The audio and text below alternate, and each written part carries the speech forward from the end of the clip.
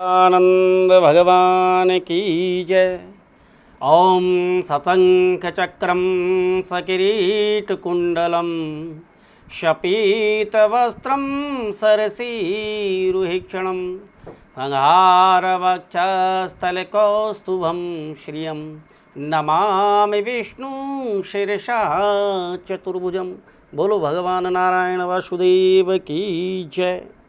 भगवत प्रेमियों, आज एक बड़ा सुंदर प्रसंग श्रीमद् भागवत महापुराण के तृतीय स्कंद के 27वें श्लोक में एक बहुत सुंदर प्रसंग आया है। बहुत सुंदर वर्णन है कि माता देवहूति अपने पुत्र भगवान कपिल जी से बड़ी श्रद्धा भाव से एक प्रश्न करती हैं सांख्य के विषय में।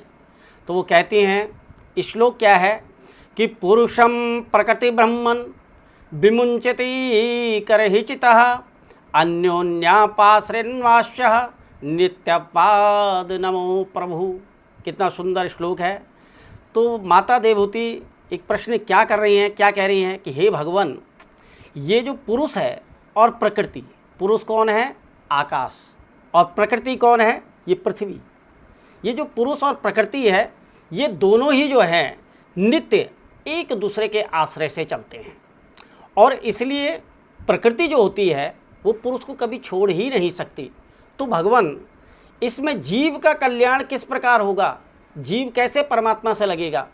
क्योंकि ये दोनों का ही सामंजस्य आपस में बना हुआ है। जैसे स्त्री और पुरुष का प्रेम परस्पर बना रहता है, तो वो जीव जो है कल्याण के मार्ग में नहीं चलता।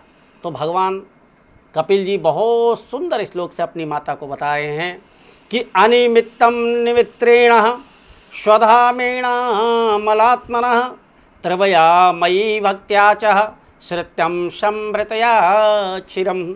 क्या कह रहे हैं कि हे माता, जिस प्रकार अग्नि का उत्पत्ति स्थान क्या है? अरणि, जिससे हम अग्नि की उत्पत्ति करते हैं हवन इत्यादि कर्मों में, तो वो अग्नि को उत्पन्न करने वाली जो अरणि है वो अग्नि स्वतः ही उस अरणि को जला देती है।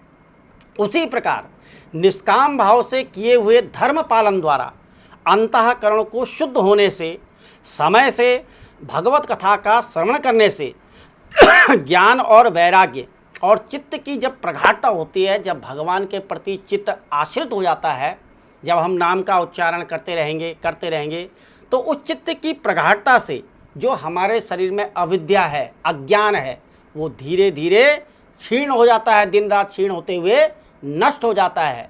तब भगवान परमात्मा की प्राप्ति। बोलो सच्चिदानंद।